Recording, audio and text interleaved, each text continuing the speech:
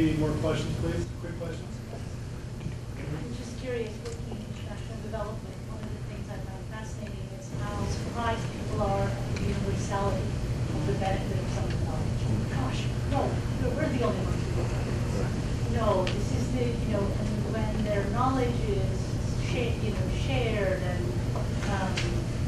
validated, then it's very empowering. So I'm wondering how much universality and empowerment is part of it. Yeah, I mean, if I just very briefly, I mean, I'm very jaundiced about these, and I think if you sort of live with ideas, and I have been, you get invested in your own ways of seeing things. So, but I see management as it's evolved, and I go back to Frederick Taylor is always my starting point because I think there's a clear line from there, and I look at his weird mindset, which, and management is not a human discipline. It's not about it's not about being. It's not about being social. It's not about relationships. That has nothing to do with the picture. It never did. And so, to me, knowledge work is deeply human. It is, it's all about engaging one another.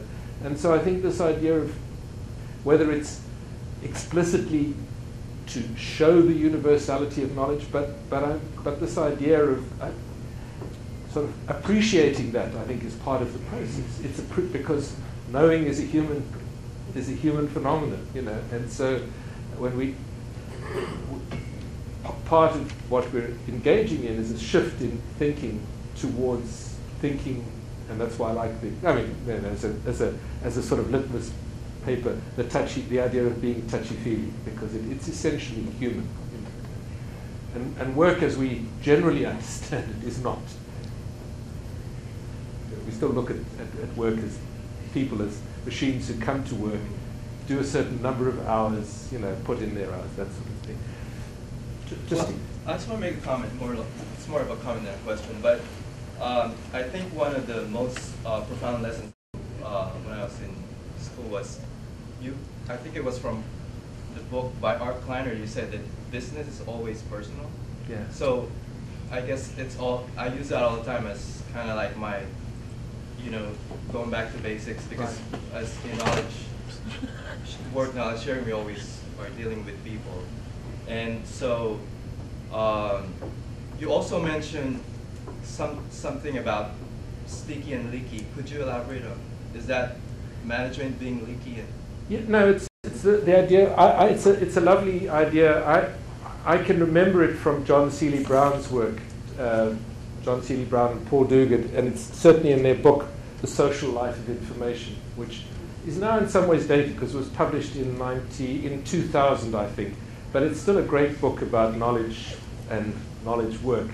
And they've got the idea from somebody else. They talk about knowledge being leaky in some circumstances and sticky in others. And leaky is the idea that it moves easily, of course, and sticky is the idea that it doesn't. And the question is, what makes it leaky? Sometimes having leaky knowledge is for an organization which doesn't want its secrets passed on. Having leaky knowledge is a problem. In other situations, having sticky knowledge, which people don't share, is a problem. And what makes it sticky or leaky really is the interconnections between people, relationships. So if you have a good relationship, you trust somebody, or you're friends with somebody, you pick up the phone, you tell them all sorts of things. It moves easily. So if we want to move knowledge, that get leaky knowledge, it's pretty simple. In terms of what makes knowledge leaky, it's being interested, shared interests and that sort of thing with other people, and good relationships with them.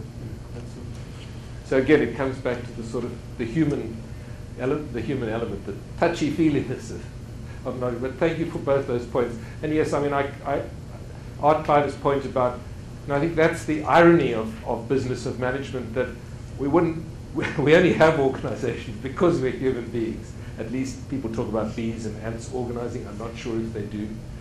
But I do know that humans organize. We understand that concept. We talk about it. And we do it because we're human.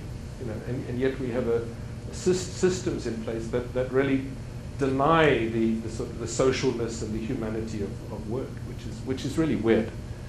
Thank you. One more question, please. In your research dealing with the social network, the shift of management of process or linear processes to more of a networking.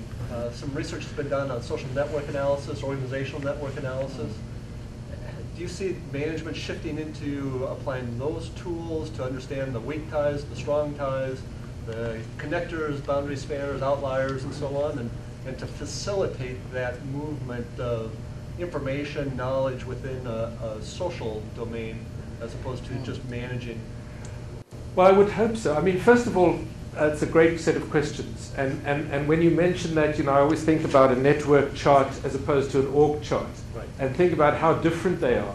And think about what a shift in mindset it takes. And how difficult it is. You know, you can say, okay, we support the network. But if you're invested in the org chart, if the hierarchy, chain of command matters, and it matters for so many different reasons.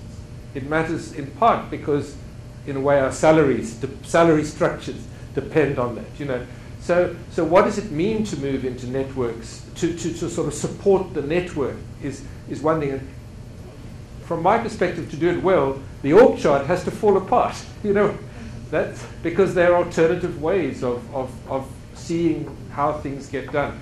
The other is I think we tend to take networks too literally. Networks are very fluid and dynamic. As I say, it's no more perhaps than picking up a phone and putting it down. You know, you had a connection, you no longer have that connection in the network.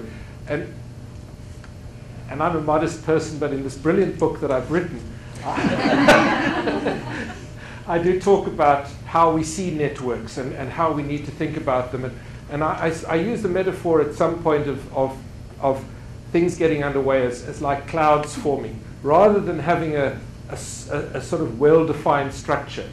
And there's a danger, I think, that you can place too much emphasis on the structure of networks and start to think of it as an org chart that you can control, manage. You know what I mean? And the whole point about networks is they're largely self-organized. So you accept the networks, but you say, how do we make them work? How do we not how do we control them, but how do we ensure that they work as well as possible? What does it take to support that, you know, rather than what does it take to control it? I think that's One more question? And maybe this is a good final question. If management is dead, but organizations don't know it's dead, what is the next step then? I mean, Right. People still show up to jobs expecting management. Right. And there are still MBA programs and still managers being produced.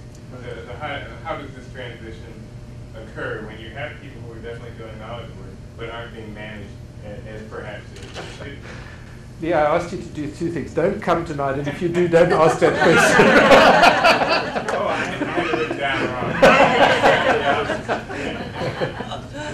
I think it's, first of all, I think it's a great question. I mean, that to me is the issue that we face in organizations today. How do we shift from where we are to where we ought to be as knowledge workers?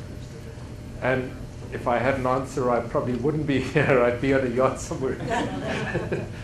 No, I think it's tough work. The point, there are many aspects, issues of this. And I've tried, I mean, I wrote the book to try to sort of get into those questions. And if you're looking for easy answers, don't buy the book. But because there aren't any.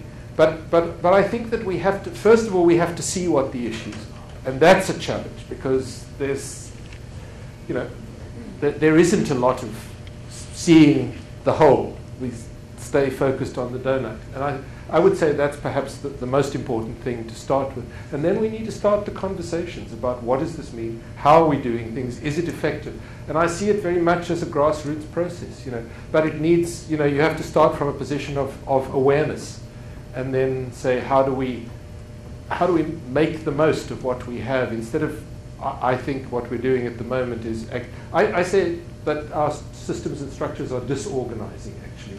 They work against the interests of doing good knowledge work. They don't give us the flexibility, that sort of thing. So what we call organizations and organizing in a way is really disorganizing. And I think we're experiencing a lot of that in organizations, a lot of dysfunctionality. You talked about international development work. You know, I think if we focused on the networks and building those instead of outcomes and deliverables, we'd do the work much better. But in all areas.